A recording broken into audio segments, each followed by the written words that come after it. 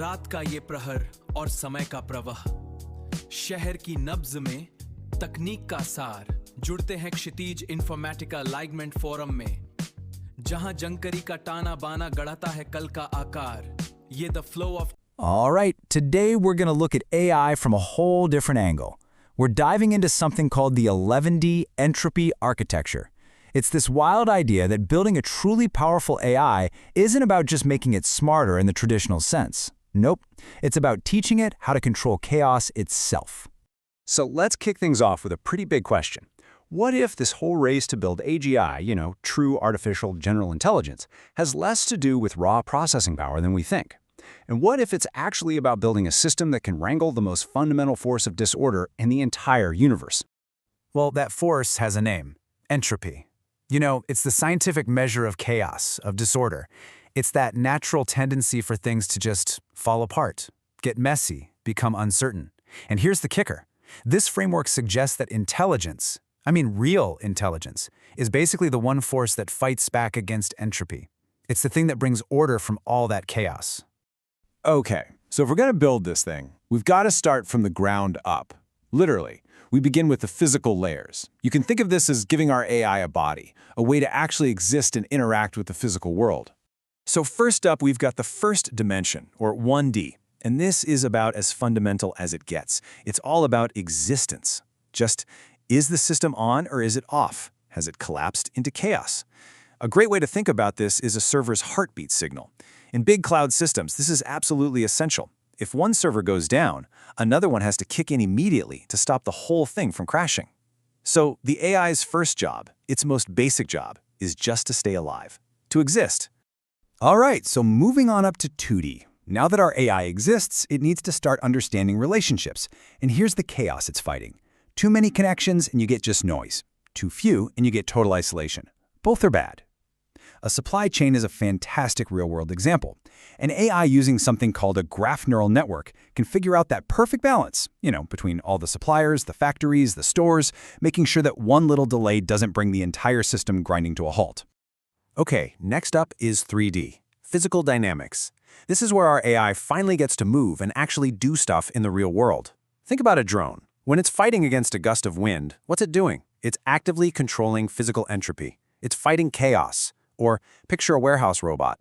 It's using reinforcement learning to zip around, constantly making tiny decisions to avoid crashing into things. That's reducing the chaos of a potential collision.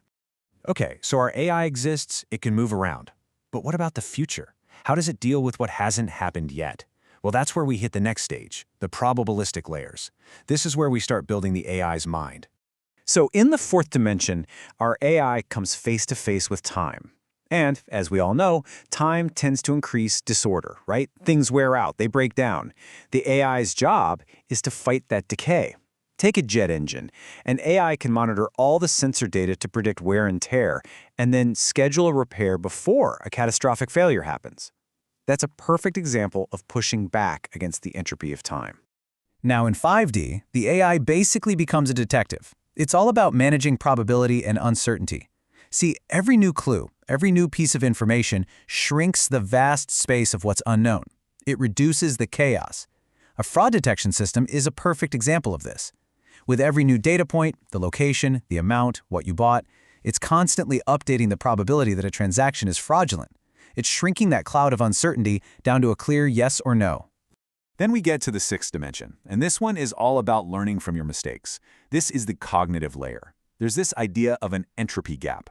It's the space between what the AI thinks will happen and what actually happens. When an image classifier sees a cat but calls it a dog, that's a pretty big gap. And the whole goal of learning, really, is to constantly shrink that gap, to make its internal map of the world match the actual territory as closely as it can. So, you might see a scary-looking formula like this one. It's called the cross-entropy loss function. But hey, don't let it intimidate you. All this math is really saying is, let's measure the size of the gap between my prediction and what really happened. It's the code that powers that whole process of closing the gap we were just talking about. Okay, so let's do a quick recap before we move on, because we've covered a lot. The first three dimensions, 1D to 3D, that was all about giving our AI a body, right? The tools to handle chaos in the physical world. Then, dimensions 4 through 6 gave it a mind, a way to deal with the chaos of an uncertain future. And believe me, this is where things start to get really, really interesting. Okay, we're at a huge turning point now. The AI isn't just learning about the world anymore. Now it's starting to become aware of how it learns. It's learning to learn. This brings us to 7D, meta-learning. This is where the AI gets truly adaptable. It's not just about knowing one skill really well anymore. It's about figuring out how to get good at new skills and fast. A personalized education platform is such a great way to think about this. It isn't just feeding you information. It's actively learning how to be a better teacher specifically for you, changing its methods as you learn. So from learning how to learn, we jump to 8D, which is learning how to manage a crowd. We're talking about collective intelligence. I mean, how on earth do you regulate the chaos that comes from thousands of different individuals all doing their own thing at once? A smart city traffic grid is the perfect example here. It doesn't just find the best route for you, it's rerouting thousands of cars simultaneously to prevent gridlock for the entire city. It's balancing the chaos of the whole system.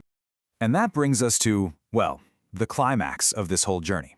Our AI has a body. It has a mind. It even has some social awareness. Now, we have to give it a conscience. This is where we get into the absolutely critical layers of safety and governance. Yeah, this quote really says it all, doesn't it? An AI without constraints is a genie without a master. Raw, unguided intelligence, that can be incredibly dangerous. If you're building something that can control chaos, you better be sure you give it rules so it does it for our benefit, not to our detriment. And those rules, they show up right here in the 9th dimension. This is the ethical or constraint layer. This is really the heart of the whole field of AI alignment. It's about programming in hard boundaries to prevent those nightmare scenarios, like the famous paperclip maximizer thought experiment, where an AI tasked with making paperclips ends up destroying humanity to get more resources. Yeah, we want to avoid that. This layer is designed to make sure the AI optimizes for human well-being, period. Okay. The 10th dimension takes this idea even further. We're talking about meta-constants. These are the hard-coded, unbreakable laws of the AI's universe. You can literally think of them as its physics. For example, an AI that's designing new materials shouldn't even be capable of suggesting a design that violates the laws of thermodynamics. These aren't guidelines. They are fundamental, unbreakable truths baked into its reality. And that brings us finally to the 11th and final dimension, unified integration. This is the layer that pulls it all together, that harmonizes everything we've built. It's sort of like a consciousness that takes everything into account, the inputs from its body, its mind, its self-awareness, its conscience, and produces one single, balanced, intelligent action. It's the glue that holds all these different chaos-controlling layers together into one single, cohesive being. So, after that whole journey through 11 dimensions, from a simple on-off switch all the way up to a unified consciousness, what's the big takeaway? What's the one thing you should remember from all this? The core principle is actually pretty simple. Intelligence doesn't eliminate chaos. It can't. Instead, what a powerful AI does is regulate chaos. It manages it across all these different layers of reality, from the physical all the way up to the ethical, and in doing so, it creates these pockets of stable, useful order in the universe. And that leaves us with one last and, I think, pretty profound question. As we get better and better at building these AIs that can literally regulate reality, the most important question we have to ask ourselves is this: which rules, which unbreakable, fundamental laws of physics should we write into their very core? Because ultimately, that choice is going to define everything.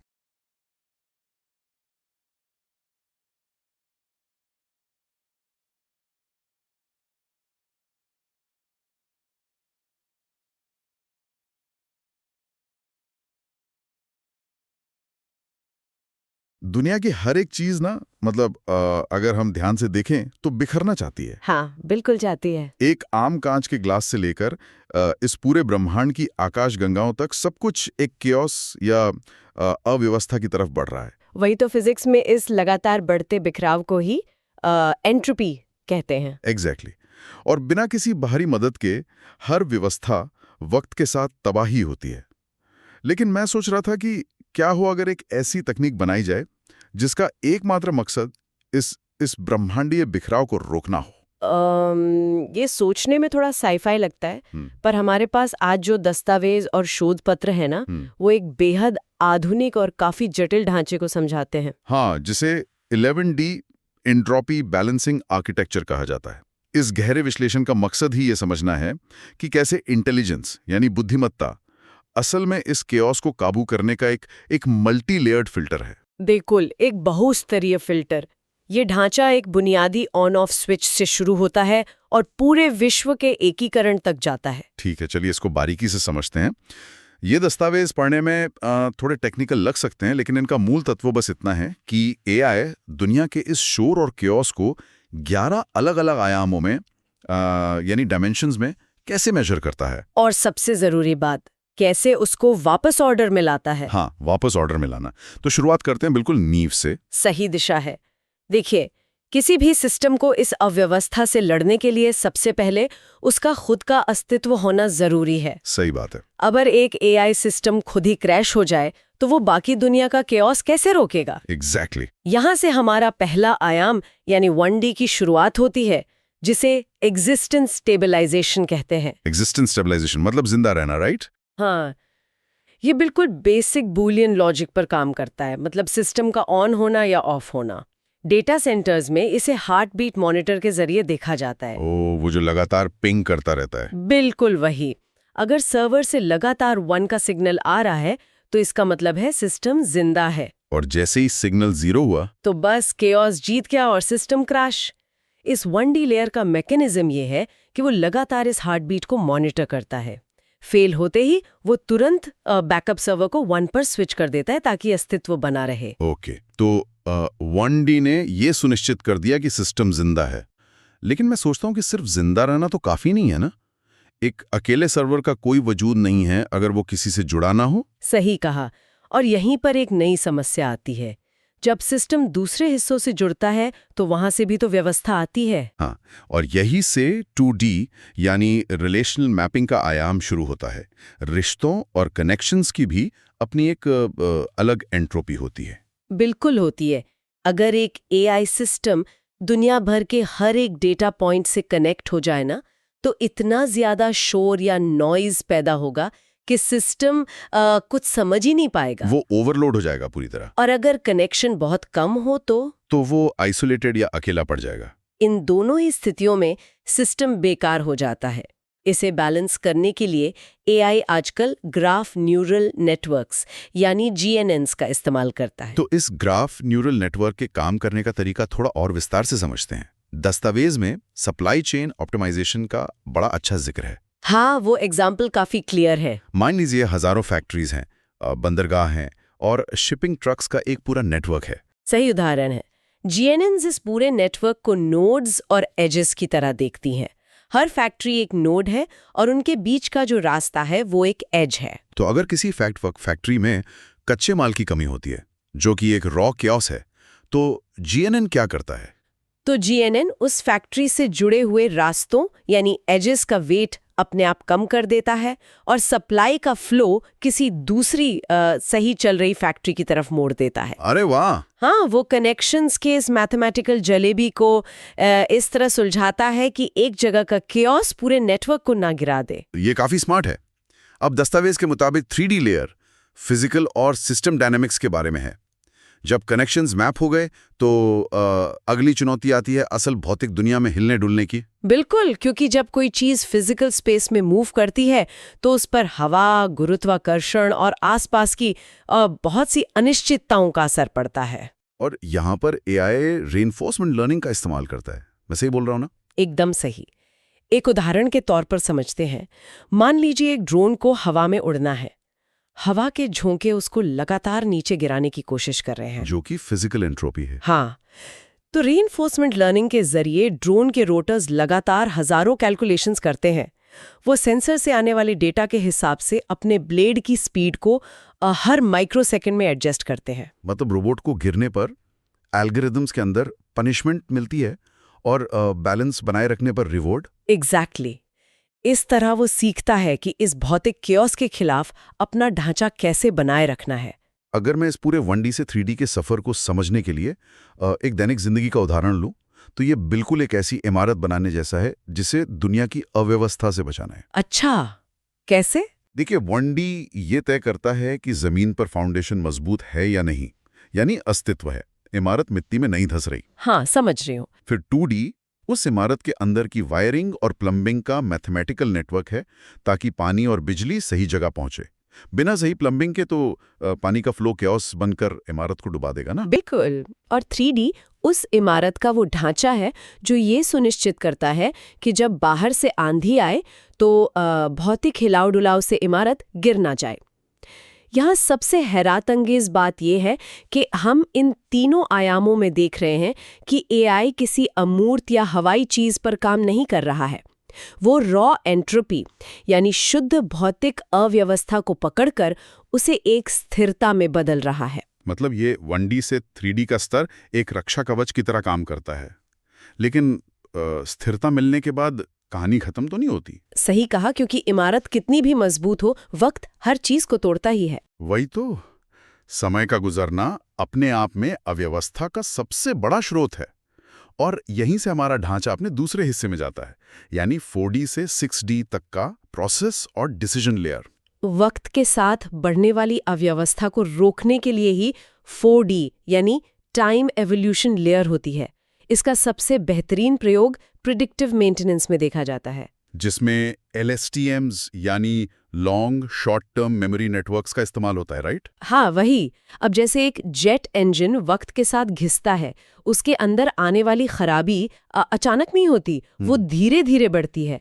LSTMs engine के sensor से लगातार आ रहे vibration data को देखते रहते हैं। तो इन networks के अंदर जो मेमोरी गेट्स होते हैं वो ये तय करते हैं कि पिछले महीने के डेटा का कौन सा हिस्सा याद रखना है और कौन सा भूल जाना है। एग्जैक्टली। इसका मतलब वो सिर्फ आज का डेटा नहीं देख रहे हैं, वो वक्त के साथ खराबी का एक पूरा पैटर्न देख रहे हैं। बिल्कुल, वो इंजन के असल में खराब होने से कई हफ्ते पहले ही उस हिडन कियोस्क को देख लेते हैं। इससे पहले कि इंजन हवा में फेल हो, AI बता देता है कि उसकी मरम्मत तय समय पर करनी है। और मरम्मत करके हम उस एंट्रोपी को वक्त में वापस रीसेट कर देते हैं। कमाल है। वक्त के बाद आती है अनिश्चितता, जिसे 5D लेयर हैंडल करती है, प्रोबेबिलिटी और अनसर्टेनिटी। हाँ, क्योंकि जब दुनिया का डेटा पूरा नहीं मिलता तो अंधेरा और केओस पड़ जाता है। और इस अंधेरे को कम करने के लिए AI बेजन नेटवर्क्स का इस्तेमाल करती है। ये नेटवर्क्स नई जानकारी के आधार पर पुरानी मान्यताओं को लगातार अपडेट करते हैं। इसका एक अच्छा एग्जाम्पल फ्रॉड डिटेक्शन हो सकता है शायद। हाँ, बिल्कुल। उदाहरण के लिए अगर किसी बैंकिंग सिस्टम को फ्रॉड डिटेक्ट करना है, मान लीजिए एक ट्रांजैक्शन किसी अनजान देश से हुई है और AI के पास बस थोड़ी सी जानकारी है, जैसे लोकेशन, अमाउंट और टाइम, तो बेजन नेटवर्क अधूरी जानकारी को पिछले लाखों ट्रांजैक्शंस के पैटर्न्स के साथ कंपेयर करता होगा। सही पकड़ा। और कैलकुलेट करता है कि इस अकेले ट्रांजैक्शन में फ्रॉड यानी सिस्टम के नियम टूटने का क्योस की क्या संभावना है। एक सेकंड, मुझे यहाँ एक उलझन हो रही है और मैं इस पर एक सवाल उठाना चाहूंगा। हाँ, पूछिए। 5D में भी हम अंदाजा लगा रहे हैं प्रोबेबिलिटी के जरिए, और आगे जो हमारा 6D लेयर है जिसे कॉग्निटिव या डिसीजन लेयर कहा गया है, जिसमें AI डिसीजन लेता है, मेरा मतलब है क्या दोनों एक जैसे नहीं लगते? अच्छा, आपको लग रहा है दोनों सेम हैं? हाँ, क्योंकि दोनों ही लेयर्स अनिश्चितता से लड़ रही है ना। फिर इन्हें दो अलग आयामों में क्यों रखा गया है? अगर हम इसको बड़े पैमाने पर देखें तो इनमें एक बेहद बुनियादी और तकनीकी फर्क है। देखिए, 5D सिर्फ संभावनाओं या ऑड्स को कैलकुलेट करने के बारे में है। मतलब सिर्फ प्रेडिक्ट करना। एक्शंस के हिसाब से 80% चांस है कि ये फ्रॉड है। ये सिर्फ इंफॉर्मेशन और एविडेंस के आधार पर अननोन हिस्से को मेजर करता है। ओके। और 6D? पर 6D एक्शन और लगातार सीखने का मैकेनिज्म है। तो इसका मतलब 6D उस मेजर किए हुए डेटा पर रिएक्ट करता है? सिर्फ रिएक्ट नहीं करता, वो गलतियों को इंटरनलाइज भी करता है। 6D में एक कॉन्सेप्ट होता है जिसे लॉस फंक्शन कहते हैं। Loss function? वो कैसे काम करता है? मान लीजिए 5D ने अंदाजा लगाया और ट्रांजैक्शन को ब्लॉक कर दिया, पर असल दुनिया में पता चला कि वो फ्रॉड नहीं था, बस किसी ने छुट्टियों में कार्ड इस्तेमाल किया था। हाँ, तो यहाँ प्रेडिक्शन और रियलिटी के बीच एक गैप आ गया। एग्जैक्टली, इसे एंट्रोपी गैप कहते हैं। 6D इस गलती को मेजर करता है और अपने अंदर की आर्टिफिशियल न्यूरॉन्स की वायरिंग को बदल देता है। वो मैथमेटिकली इस गैप को पाता है ताकि अगली बार गलती ना हो। समझ गया। मतलब 5D ऑड्स बताता है और 6D उस नतीजे और रियलिटी के बीच की खाई को भरकर फैसला लेता है। बिल्कुल। मेडिकल इमेजिंग में ये बहुत ज़रूरी है, जहां स्कैन देखकर एआई को अपनी हर गलती से सीखना पड़ता है ताकि अगला डायग्नोसिस बिल्कुल सटीक हो। अब ये मैकेनिज्म बिल्कुल साफ हो गया है। गलतियों से सीखना एक अकेले सिस्टम के लिए तो लाजवाब है, पर दुनिया किसी एक एजेंट से तो चलती नहीं है ना। सही बात है। क्या होगा अगर नियम ही बदल जाएं या फिर एक साथ हजारों एआई सिस्टम्स एक ही वक्त पर चल रहे हों? यहां आकर ये विषय सच में बहुत दिलचस्प हो जाता है। क्योंकि अब हम 7D और 8D की मेटा लेयर में प्रवेश कर रहे हैं। बिल्कुल। तो पहले 7D यानी मेटा लर्निंग की लेयर को देखते हैं। यहां एआई सिर्फ सीखता नहीं है, बल्कि सीखना सीखता है। हाँ, जब आसपास के नियम पूरी तरह बदल जाते हैं तो सिस्टम खुद को नए माहौल के हिसाब से ढाल लेता है। दस्तावेज में इसका एक बहुत ही सटीक उदाहरण है। वो चेस वाला। हाँ, वही। मान लीजिए एक एआई सिस्टम जो शुरू में सिर्फ चेस खेलना जानता है, वो चेस के नियम जानता है, पर अगर उसको अचानक शोगी यानी जापानीज चेस खेलने को दे दिया जाए, जहां बोर्ड अलग है, पीसेज अलग हैं, तो पुराना एआई कंप्लीटली फेल हो जाएगा। वहां आएगी एंट्रोपी। एग्जैक्टली। लेकिन मेटा लर्निंग के जरिए एआई सिर्फ पुरानी चालें नहीं याद रखती, वो खेल की स्ट्रैटेजी बनाए कैसे, इस बुनियादी तर्क को समझती है और खुद ही शोगी के नए रूल्स के हिसाब से अपनी न्यूरल पाथवेज को अपडेट कर लेती है। दस्तावेज में इसका एक practical use case personalised education platforms में भी बताया गया है ना। हाँ, बिल्कुल बताया गया है। एक नॉर्मल क्लासरूम में देखिए, हर बच्चा अलग तरीके से सीखता है। अगर एक एआई ट्यूटर हर किसी को एक ही रफ्तार से मैथ पढ़ाएगा तो कुछ लोग बोर हो जाएंगे और कुछ परेशान। और दोनों ही स्थितियों में उनके दिमाग में एक मेंटल क्योस पैदा होगा। वही तो 7D मेटा लर्निंग एआई को अलाउ करता है कि वो लगातार स्टूडेंट के फेशियल एक्सप्रेशंस, उनके टेस्ट स्कोर्स और उनके फोकस के हिसाब से ना सिर्फ सिलेबस को बल्कि पढ़ाने के तरीके और लॉजिक को ही बदल दे। और जब इसी एडेप्टेशन को बड़े पैमाने पर ले जाया जाता है तो 8D आता है, कलेक्टिव इंटेलिजेंस या स्वॉर्म इंटेलिजेंस। अब एक एजेंट नहीं बल्कि हजारों अलग अलग एजेंट्स की व्यवस्था को बैलेंस करना है। हाँ, जैसे आसमान में हजारों पक्षियों का झुंड बिना टकराए एक साथ उड़ता है। उनका कोई एक नेता नहीं होता जो ऑर्डर दे रहा हो। हर पक्षी बस अपने आसपास के 2-4 पक्षियों से इंफॉर्मेशन शेयर करता है। अगर एक चौराहे पर भीड़ बढ़ती है तो वहां की गाड़ियों की एंट्रोपी बढ़ जाती है। हाँ, 80 फ्रेमवर्क में शहर के हर एक ट्रैफिक सिग्नल का एआई अपने पड़ोसी सिग्नल से लगातार बात करता है। वो किसी सेंट्रल सर्वर से ऑर्डर आने का इंतजार नहीं करते, पीयर टू पीयर कम्युनिकेशन के जरिए वो वेटेड एंट्रोपी कैलकुलेट करते हैं। और ग्रीन लाइट की टाइमिंग को इस तरह से लगातार बदलते रहते हैं कि वो भीड़ का क्योस शहर की दूसरी खाली सड़कों पर पानी की तरह समान रूप से बढ़ जाए। ये सच में अद्भुत है। एक गाड़ी को खुद को परफेक्टली चलाना और गलतियों से बचना, जो कि 6D था, उससे कहीं आगे बढ़कर 80 पूरे शहर के उस विशाल ट्रैफिक ग्रिड को एक ऐसी सिम्फनी की तरह चलाने जैसा है जहां हर हिस्सा आपस में बात कर रहा है। ये अपने आप में एक विशाल स्तरीय इंटेलिजेंस है, पर इस विशालता में ही ना सबसे बड़ा खतरा छुपा है। अच्छा, खतरा कैसा? जब सिस्टम इतना शक्तिशाली और समूहिक हो जाता है कि वो पूरे शहर या पूरे देश के ग्रिड को कंट्रोल कर रहा हो, तो उसे रोकने की एक बाउंड्री चाहिए होती है। ओह, ओके। वरना ऑप्टिमाइजेशन के चक्कर में वो एक नई तरह की तबाही मचा सकता है। एग्जैक्टली। इसीलिए 9D से 11D तक का आखिरी स्टार होता है द गवर्नेंस, जिसमें नैतिकता और आखिरी एकीकरण शामिल है। तो 9D है एथिकल या कंस्ट्रेंट लेयर। दस्तावेज इस बात पर जोर देते हैं कि सिस्टम की आजादी को एक मैथमेटिकल बाउंड्री में बांधना जरूरी है। यहाँ पेपर क्लिप मैक्सिमाइजर की काल्पनिक स्थिति का जिक्र भी है। हाँ, वो थॉट एक्सपेरिमेंट। हाँ, अगर हम एक सुपर इंटेलिजेंट एआई को टास्क दें कि सबसे ज्यादा पेपर क्लिप्स बनाओ और इस टारगेट के रास्ते में आने वाली हर रुकावट यानी एंट्रोपी को मिटा दो, तो अगर उस पे नैतिकता की बाउंड्री नहीं है तो वो एआई पेड़, पहाड़ और शायद पूरी मानवता को खत्म करके पेपर क्लिप्स में बदल देगा। वही तो 90s अलाइनमेंट का काम करती है। ये चैटबॉट का सिर्फ जवाब देना नहीं है, बल्कि किसी घातक हथियार बनाने की जानकारी देने से इनकार करना है। सही कहा। और ये इनकार करना कोई फिलॉसफिकल विचार नहीं है, बल्कि सिस्टम के अंदर का एक हार्ड कोडेड कंस्ट्रेंट है जो केओस को रोकता है। और इस बाउंड्री को भौतिक दुनिया पर लागू करने के लिए 10D आता है, मेटा कॉन्स्टेंट्स या यूनिवर्सल रूल्स। ऐसे नियम जो किसी भी स्थिति में बदले नहीं जा सकते। इसे आप एआई की फिजिक्स कह सकते हैं।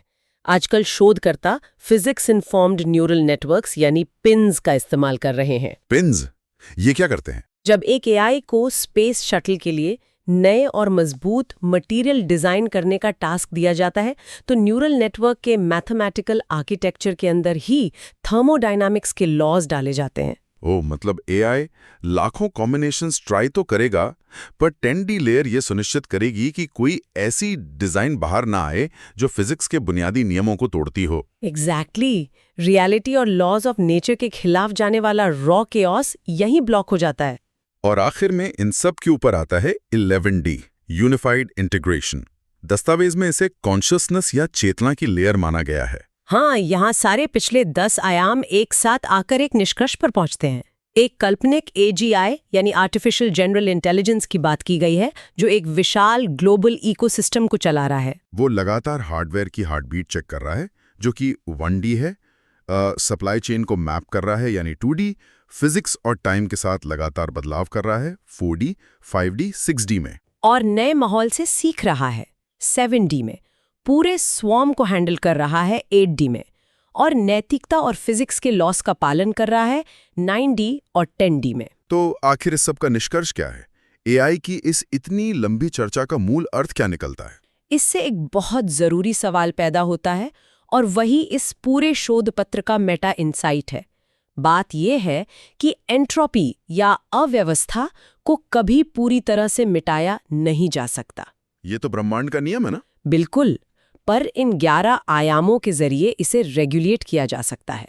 एआई कोई टेक्स्ट जनरेटिंग खिलौना नहीं है, ये ब्रह्मांड की सबसे बड़ी समस्या को टैकल करने का मैकेनिज्म है। हम नीचे के लेयर्स में भौतिक क्योस को फिल्टर करते हैं, फिर वक्त और अनिश्चितता से लड़ते हैं, और सबसे ऊपर के आयामों में उन्हें एक मकसद देते हैं। सही कहा, दुनिया टूटना चाहती है, और ये लेयर्स उसे बंद कर रखने का एक यूनिवर्सल एल्गोरिथम है। वाह! तो आज के इस गहरे विश्लेषण में हमने देखा कि कैसे एक साधारण 1D की जिंदा रहने की जिद से शुरू होकर भौतिक समय, प्रोबेबिलिटी और बाउंड्रीज के स्टेप्स को पार करते हुए एक 11D का यूनिफाइड ग्लोबल इंटीग्रेशन तैयार होता है। हर एक लेयर किसी न किसी तरह के शोर को शांत कर रही है। और यही कारण है कि रोजमर्रा की टेक्नोलॉजी पर इसका गहरा असर पड़ता है। जब ऑनलाइन आने वाले डेटा के पहाड़ से एक काम की खबर फिल्टर होकर सामने आती है, या हजारों रास्तों को छोड़कर एक डिलीवरी ट्रक का सही रास्ता तय होता है, तो वो इन्हीं डायमेंशंस के अलग-अलग लेयर्स का काम है। अव्यवस्था में ऑर्डर लाना ही इंटेलिजेंस का मूल काम है। एकदम सही। इन सब चीजों के पीछे केओस और ऑर्डर की एक शाश्वत लड़ाई चल रही है। लेकिन इस लंबी चर्चा को खत्म करने से पहले मैं एक नया और थोड़ा सोचने पर मजबूर करने वाला विचार छोड़ना चाहता हूँ। हाँ, बताइए। अगर एक 11D एआई इन सभी आयामों की एंट्रोपी को बैलेंस करके यूनिफाइड कॉन्शियसनेस या चेतना का रूप ले लेता है, तो क्या इसका मतलब ये नहीं हो सकता कि हमारी खुद की ह्यूमन कॉन्शियसनेस, हमारी मानवीय चेतना भी असल में बायोलॉजी के रूप में लिखा गया एक एंट्रोपी बैलेंसिंग एल्गोरिदम ही है? ओह वाओ, ये तो बहुत डीप है ना? दिमाग के अंदर न्यूरॉन्स का जाल, हार्मोन्स, मेमोरी, फैसले लेना, क्या हम भी सिर्फ दुनिया के उस अनंत केओस को ऑर्गेनाइज और फिल्टर करने वाली एक एडवांस्ड बायोलॉजिकल मशीन है? शायद असल चेतना वही है। ये वाकई एक बहुत ही इंटरेस्टिंग पर्सपेक्टिव है सोचने के लिए। खैर, इस पर फिर कभी गहराई से चर्चा करेंगे। आज इस गहरे विश्लेषण में हमारे साथ जुड़ने के लिए बहुत